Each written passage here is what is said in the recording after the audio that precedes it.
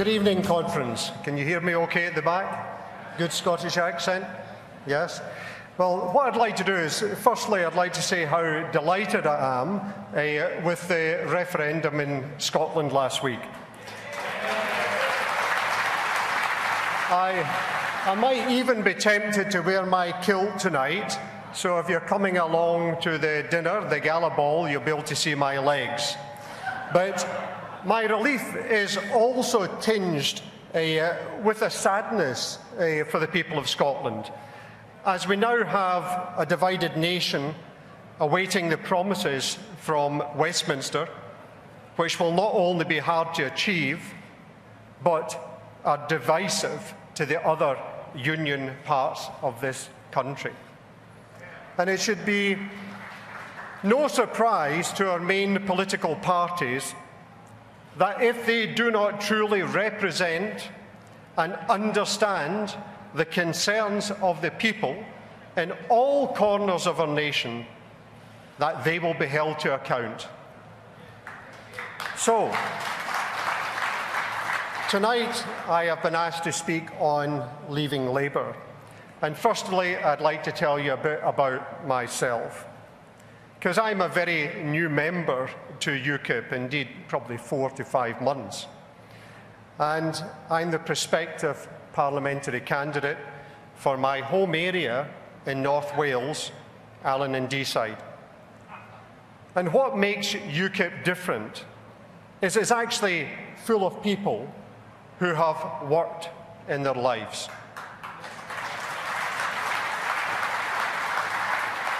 I started to work at the age of 11, selling newspapers outside the Scottish poet Robert Burns's pub, made famous in his poem Tam O'Shanter.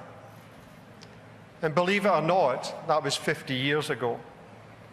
And this was my only way to earn money, as we lived in a council house.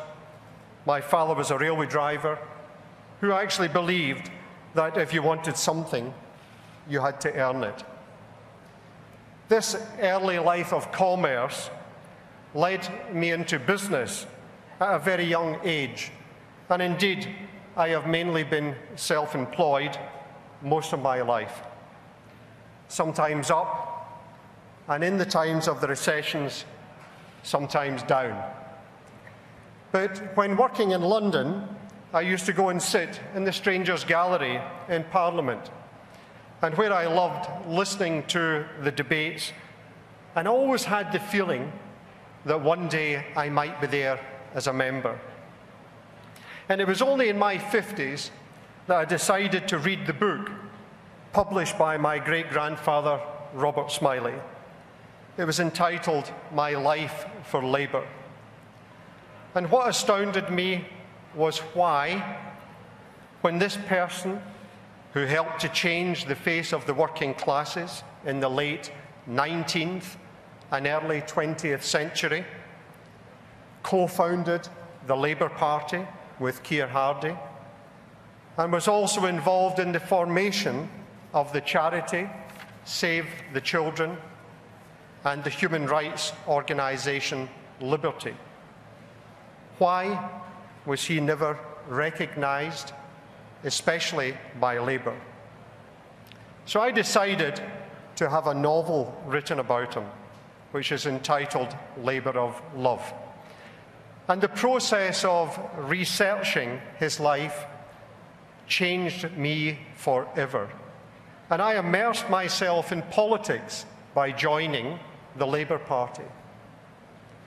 Very quickly, I started comparing the life of my great-grandfather with the present leaders, and I knew something was wrong.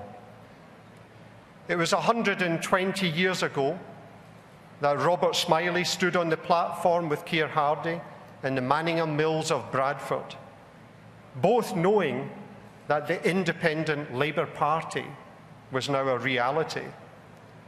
These great men of courage working without personal reward for more fairness and equality in our society. Their dream of building a Great Britain where debate for the first time in Parliament would mean something to the working man and woman. And then to see the present Labour Party, led by millionaires, working tirelessly for themselves and not the people.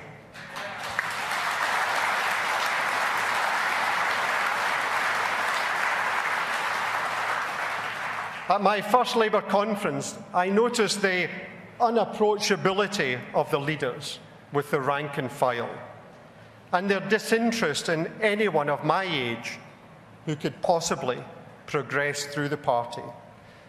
But most of all, when I started to study the European Union, I could not understand why Labour was agreeing to give away our democracy to an unelected and corrupt quango in Brussels.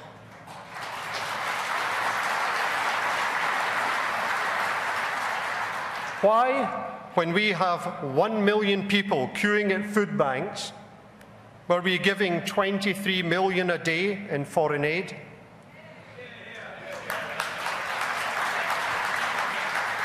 After all, this is a Labour Party who had nearly brought us to our knees in 2008, who had created one of the worst recessions this country has ever experienced.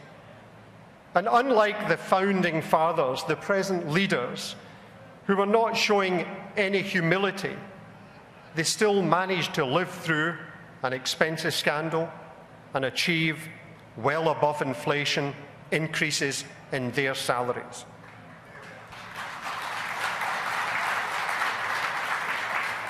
My final straw, and the reason I resigned, was seeing Ed Miliband's staged, managed performance in Liverpool, and when confronted with the name Tony Blair, berated the audience for criticising this ex-leader, who was forced to live on some £70 million since leaving office.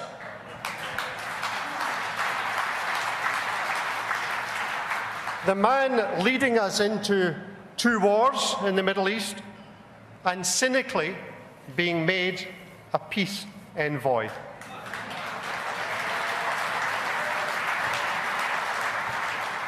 With the European elections taking place and listening to Nigel Farage speak, from his heart, I decided to go to a UKIP meeting. And with the help of David Souter and my neighbouring PPC, Nigel Williams, I am now standing here at the National Conference with my extended family.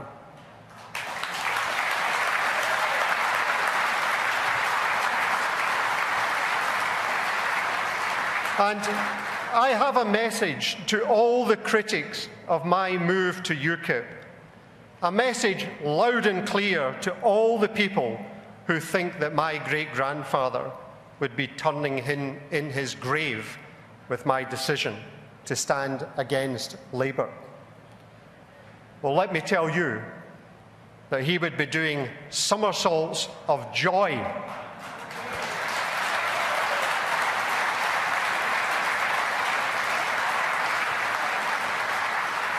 He would see his great-grandson tomorrow organising a major fringe event here, calling for the return of the British coal industry.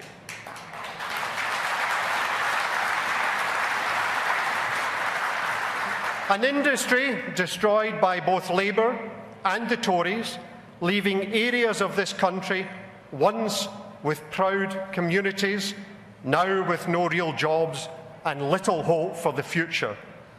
An industry where, combined with new clean coal technology, can once again provide us with affordable fuel for the future. He would be wondering why the unions are boycotting this event, maybe because they're scared of talking to us in case they upset Ed. After all, we're just here trying to save our country. before it's too late. But do the unions understand that we are trying to get money which we throw into a black hole in Europe and use it to support our industry in this country? Robert Smillie, my great-grandfather, was a leader of over 1 million men, supporting 13% of the population in this country. And he knew, like the people here today, that the many UKIP supporters, that we need to have the courage of our beliefs. And indeed, this is similar to his time in Bradford with Keir Hardie, where history will be made for the common sense and democracy of all this nation's people. I call on all Labour supporters to consider that if the great-grandson of the co-founder of the Labour Party can be here, then why not you?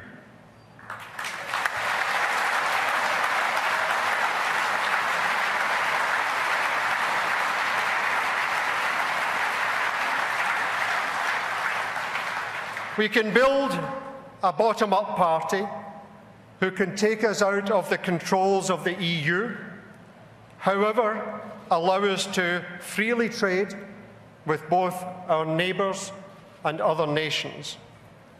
We can develop a party who will be seated on the green benches of Parliament, freely debating issues critical to the future growth of this country. We will be a party who will allow teachers to teach, police to police. A party when we can build again the manufacturing base of this country and having people earning a living wage rather than the humiliation of being subsidised by benefits.